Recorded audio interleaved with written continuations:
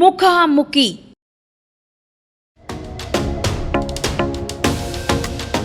నమస్తే, welcome to one TV news. AP రాజకీయాల్లో భాగంగా ఎన్నికలు జరగబోతున్నాయి. సార్వత్రిక ఎన్నికల్లో భాగంగా ప్రస్తుతం మనం ఆలూరు నియోజకవర్గంలో ఉన్నాం. ఇక్కడ ఉన్నటువంటి కాంగ్రెస్ పార్టీ నాయకులు లక్ష్మీనారాయణ గారు మనతో ఉన్నారు. కాంగ్రెస్ పార్టీ టికెట్ ఇచ్చే అవకాశాలు వారికి ఎక్కువగా ఉన్నట్లు వార్తలు వస్తున్నాయి.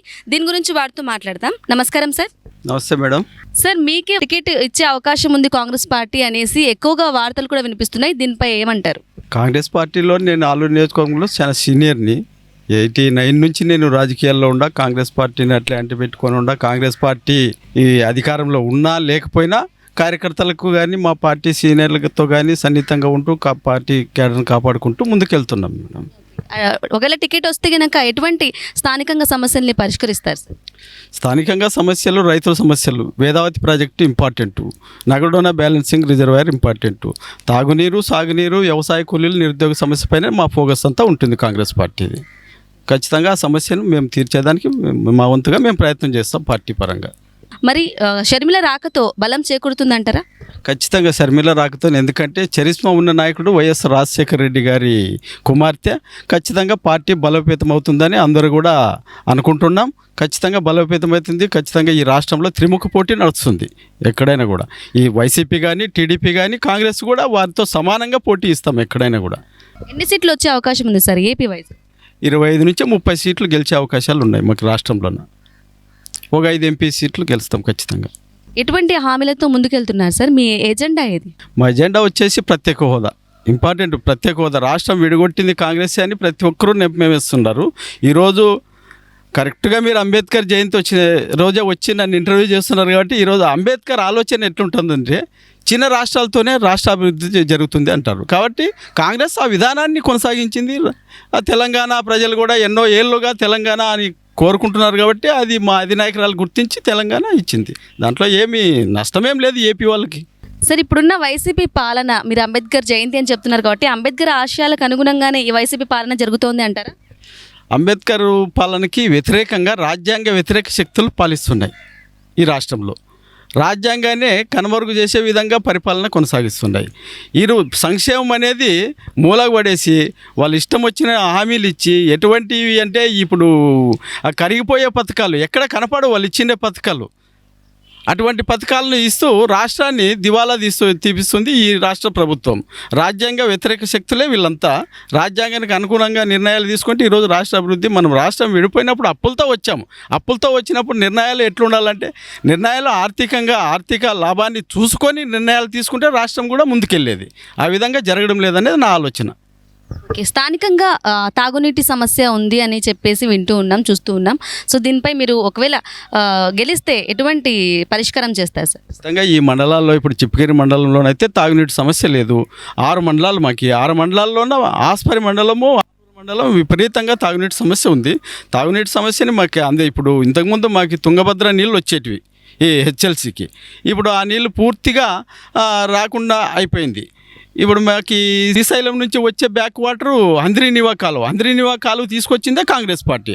ఆ కాలువ నుంచి నీళ్ళు తీసుకొని వచ్చి ఆలూరులోనే సమ్మర్ స్టోరేజ్ ట్యాంక్ నిర్మించి, ఆస్పరి కానీ సమ్మర్ స్టోరేజ్ ట్యాంక్ నిర్మించి మేము తాగునీటి సమస్య తీర్చేదానికి ముందుకెళ్తాం. స్థానిక నేతల్ని ముందుకు కలుపుకొని పోతున్నారా సార్?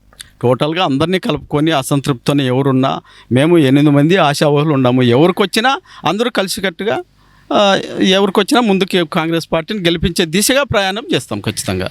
సార్, శాశ్వత పథకాలు అంటే ఏ విధంగా ఉంటాయి? శాశ్వత పథకాలు అంటే కాంగ్రెస్ తీసుకునే కొన్ని మేము ముందుకు తీసుకొని వస్తాం. కాంగ్రెస్ పార్టీ చేసింది. ఇప్పుడు ఎల్ఎల్సి కెనాల్ ఉంది రైతుల కోసం, మేము కాంగ్రెస్ పార్టీ తీసుకొచ్చిన కెనాల్ అది. ఈ హెచ్ఎల్సి ఉంది, అది కూడా కాంగ్రెస్ హయాంలోనే. అంటే అటువంటి పథకాలు ఇప్పుడు సమ్మర్ స్టోరేజ్ ట్యాంకులు అయితే, బ్యాలెన్స్ రిజర్వాయర్లు అయితేనేమి, ఈ ప్రజలకు సౌకర్యార్థంగా ఉండే రోడ్లు అయితేనేమి, అటువంటివి డ్రైనేజ్ అయితేనేమి, అటువంటి పథకాలు శాశ్వతమైన పథకాలు. అవి ఎక్కడ కూడా ఈ వైసీపీ ప్రభుత్వంలో జరగడం లేదనేది మీ దృష్టికి నేను తీసుకొస్తున్నా, మీ ద్వారా ప్రజలకు తెలియజేస్తున్నా.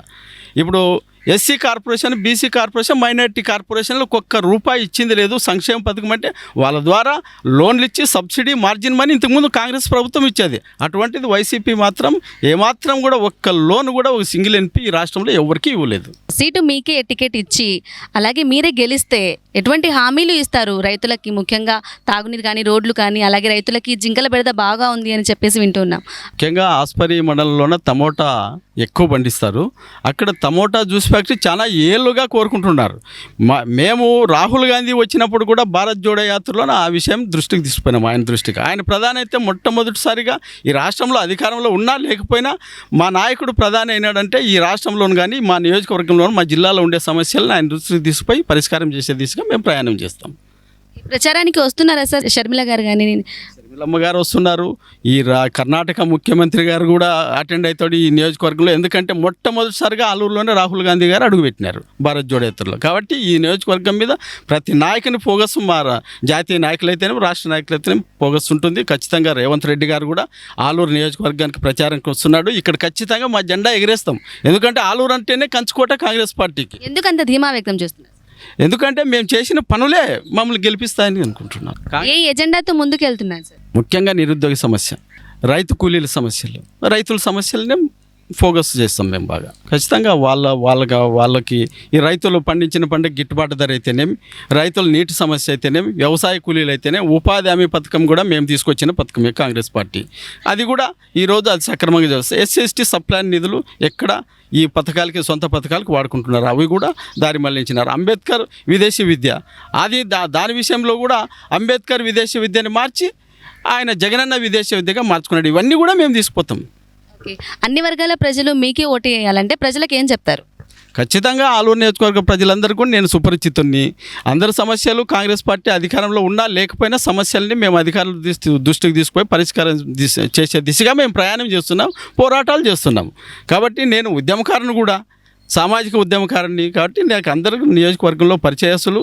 నాకు టికెట్ వస్తే ఖచ్చితంగా నాకు అండగా నిలబడతామని నాకు హామీ కూడా ఇస్తున్నారు. ఖచ్చితంగా గెలుస్తాం. ఇక్కడ సీఎం జగన్ మీద రాళ్లదాడి జరిగింది, గాయపడ్డారు.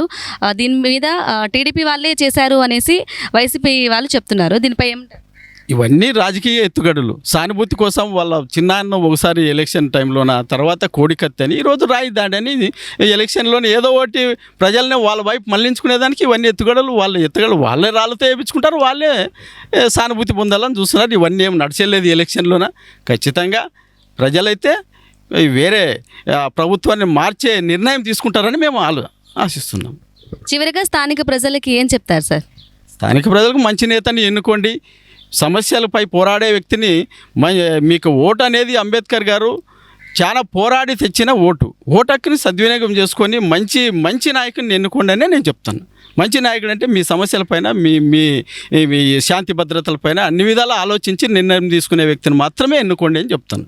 ఇది లక్ష్మీనారాయణ గారు చెప్తున్నారు. తప్పకుండా మేము గెలిచి తీరుతాం, మా జెండా పాతుతాం అని చెప్పేసి చెప్తూ ఉన్నారు. అలాగే స్థానికంగా ఉన్న సమస్యలను కూడా తప్పకుండా పరిష్కరిస్తాను, షర్మిల వల్ల మాకు బలం కూడా చేకూరింది అని చెప్పేసి చెప్తున్నారు. కెమెరా పర్సన్ విజయ్తో బ్రహ్మిణి, 1 టీవీ. ముఖాముఖి